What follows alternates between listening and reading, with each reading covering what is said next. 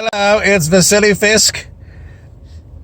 I've got my mad as a hatter hat on. No one knows, but, we're way up north. We're researching way up in the Arctic Circle because these ridiculous ideas. It was like when James Mason was an actor in the 1950s and they went Journey to the Center of the Earth, and they had to find a way to the center of the Earth. No one believes that there's a hole at the Arctic and the Antarctic and you can go to the middle of the Earth and there's some other place you can live. No one believes this most ridiculous old story for boys and girls. But if you go way to Antarctica, they've got so many rules and regulations that you have to take like an official tour guide if you're going to go there. It's so expensive, only the elite can go. Now, to go to the Arctic is easier than the Antarctic. David Wilcock says it's because in the Antarctic they've got all kinds of ancient alien artifacts there and ancient pyramids that they don't want the regular sheeple people to know about.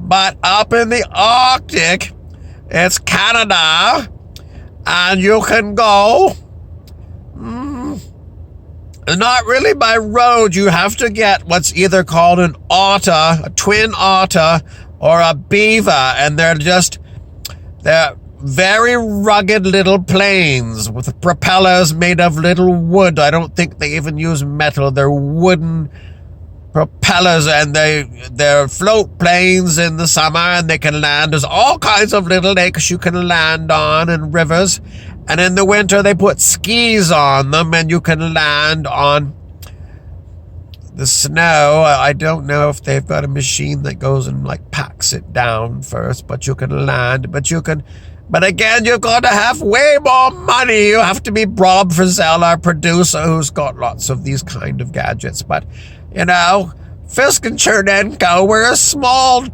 I'm not going to say two-man, because most of the time it's just me, Vasilly, and Chernenko is like, well, it was like, like Ebenezer Scrooge and Jacob Marley, and when Marley kicked the bucket, then Scrooge was too cheap to change the sign to Ebenezer Scrooge Incorporated. He left it at Scrooge and Marley, but Marley was dead.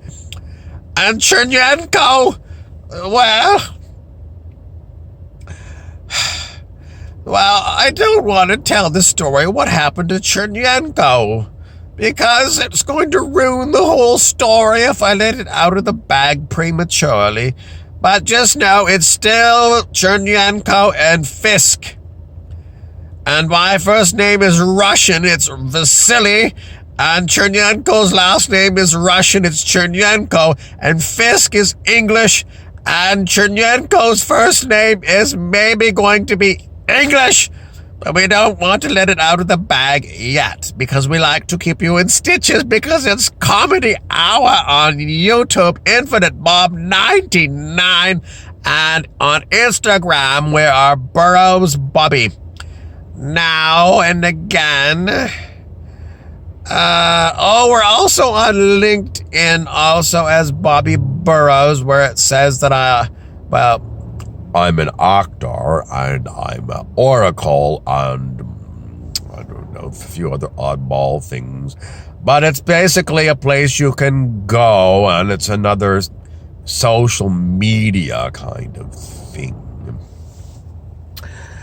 Okay, well, the stories we're following today are many, where we're talking about alter egos of Donald Trump. Donald Trumpkin, a pumpkin man with the pumpkin hair. Don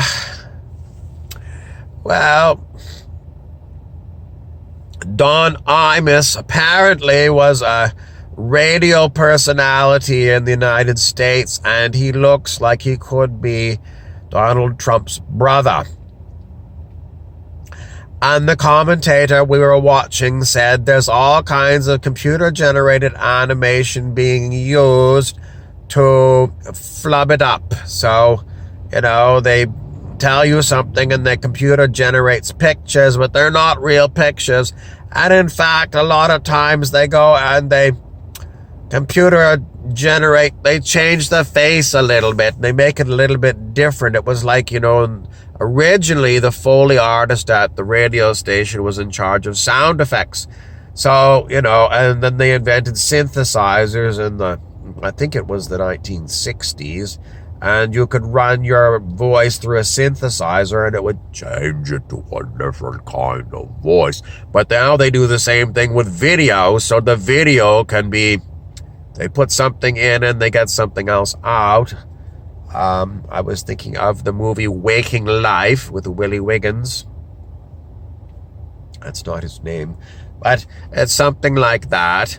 Willie Wiggins. Oh, he's a local promoter of drag queens. Willie Wiggins Productions. Let's see. I think his name was like Wiggins, though. It's a funny name, Wiggins. It's like Wiggins, someone who wears wigs. Wiggins. Wiggy. Someone whose wiggy is off the wall. And in Waking Life, what they did is they filmed in live humans, and then they sent it to the Far East. I don't know if it was Korea or someplace, where they took every other one of the still pictures of the motion picture, and then they cut it out, and they put it on somebody's desk, and they took finger paints or something, maybe a brush paint, but they painted it all to make it look like it was animated. And then they put them all back together again. So it's an animated movie, but it was first created using live action humans. Waking Life, and I highly recommend that movie to you. It's one you could purchase and own because you can watch it time and again, and it's fascinating movies. Other things we've been paying attention to. Oh, well, I'm not going to show you. I have another hat, but it's going to be for another video. I say video because in this strange community that I grew up in, the cable company, originally, it changed its name a number of times. It was McLean Hunter Cable TV, and their product was called Videon when cable TV was first introduced, Videon. So these videos that I make, we call them Videons because they're all programming. And, people are so used to the word programming, it just means you turn on whatever it is. That used to be the television or, block programming. And and tell people, some people were too old even to know about computer programming. Computer programming is telling the computer what to do. And when you watch programs, the programs are telling you what to do, you stupid git.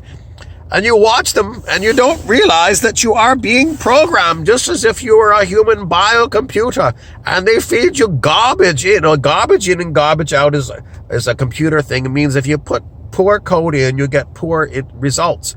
And so if you watch poor programming, then you've got garbage in your human biocomputer, and then you start believing it's truth, because we all know from the lecture about Joseph Goebbels and Adolf Hitler, if you tell the lie, the big lie, so many times, then people just go along and that's reality. The lie is the reality. And this is used against you in every place altogether. Because you've been programmed, because you voluntarily get programmed by your televisions and your radios and your billboards and schools, and everything is a program in this world. And it's not just like for entertainment. You might think it's entertainment or educational. It's not. It is programming you with bullshit. I was also going to talk about spaghetti code. If you're a computer programmer, spaghetti code is very amateurish. It is basically, if someone tries to figure out what you've done, it's impossible because you haven't been compact and concise. You've got, it's like if you took silly string. Remember the old stuff, silly string that came in a can and you could spray it and it would be like shaving cream. Not the cream, but the shaving gel, and it would just go everywhere. And, if you tried to follow the line somewhere, it would curve this way and that way. And, that's what spaghetti code is. It's basically, if it works, well, it would be the miracle of all miracles if spaghetti code worked. Because it's so complicated, and if you're trying to debug it because there is a mistake, it's very difficult. So, the spaghetti code, if you find a program that's spaghetti code, you would expect to find lots of bugs in it. In other words, it has malfunctions. Okay, well, I am sitting outside of an old newspaper building, and the newspaper was merged and conglomerated with another one. And I want to tell you about trust. Do you trust your news media personalities? At one time, they said Walter Cronkite of CBS News in the United States of America was the world's most trusted individual. But it could have just been a marketing campaign, because they'll say anything and they tell you the lie enough. And then whatever Walter tells you, you're going to believe it. And there's only, a very few channels way back in the day of old age over-the-air television. But because what happens with the news is most people are not able to travel too far. Once in a lifetime, they might make a major journey, but the rest of the time, they're in their own little city or town, and they rely on someone to tell them what's going on somewhere else. And they can get all emotional because you get all wrapped up in what the news is telling you what's going on the far side of the globe. But it could all be a lie for entertainment purposes or something more sinister. Like basically, well, they always want money. So if they can create some kind of diversion where, well, we have to send money one way or another, we have to spend money, and it's taxpayer money, it's coming out of your pocket because we've got to deal with this way over there, and you can't go look with your own two eyes to see, none of your friends can go, you rely on the news, well, they have just got you over a barrel ready to be spanked because you bought their lie, hook, line, and sinker. You've got no way of knowing. And then if someone goes over there and looks to see, well, maybe they come back and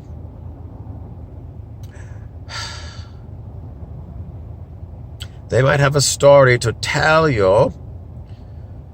But you have to get to the root of it all. If you got computer-generated animation and you're seeing a disaster, is it real or is it something that somebody cooked up to make you upset? So you would give them money. Or you would give them emotion. If they're loose demons that live on fear and horrible feelings, and they're generated by you watching these things and thinking it's real and paying good money to go to the movies to watch a horrible film. It's a must-see film. You must see it. You must see it. Why? Who says it was real? And then someone wants to say, well, there was the Holocaust deniers. And, if you're one of those, you're the absolute garbage person because all these people testified that it was real.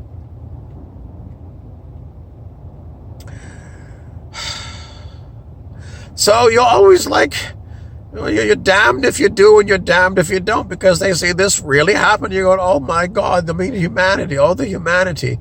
On the other side of the street, if it's so easy to cook up the news and you see that there's all kinds of fake news, and there's no doubt that there is fake news mixed in with possibly real news. Oh, it's such a bother. Pooh Bear just wants to sink his head in the pot of honey and never pull it out.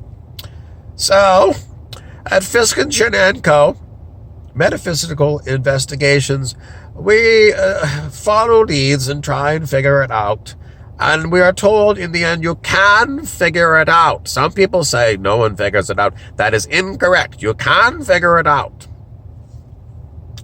One way you can figure it out is you can try muscle testing yourself, or you and your friend. And if you're integrous, in other words, you're using integrity in your life and you're basically not a horrible shit demon, you can use these techniques to determine what is true. You can look up Dr. John Diamond. He's a chiropractor, and he wrote a book, Your Body Does Not Lie, so you can trust your body. Now, I've talked for a very long time, and the truth of the matter is I need to go to the bathroom, so I have to go. Thank you for watching. I'm Vasilly Fisk and Chernenko. We're having a new office. We're opening it in Mars. If you want to be our secretary, we need a temporary secretary from Mars. It doesn't come with a salary, but it comes with a room and board. You'll be living with Chernenko. He's a very good cook. It is a he. He's not vegan. He likes to eat various types of sweetmeats, which are usually considered... They call them sweetmeats, but it means that they're the garbage cuts. You know, like from the neck and the tongue and the ear and the stomach and things. He's like a frugal gourmet, and he was a famous man who used to be on Canadian television, the frugal gourmet. He'd cook up tripe. Now, tripe is like intestine of some animal, tripe, and he thought it was wonderful. And I watched it, and it sounded like, well, he put all beautiful garden greens in there and cook it up, and he'd make a broth. And he would just rave about this, the frugal gourmet. I mean, nothing should be wasted. If you're going to kill the animals, you should use it all. But I think most of those kind of things go to dog and cat food, byproducts. Anyways, verbal diarrhea, we call it when you go on and on. Anyway, there's your update. I'm Vasilly Fisk.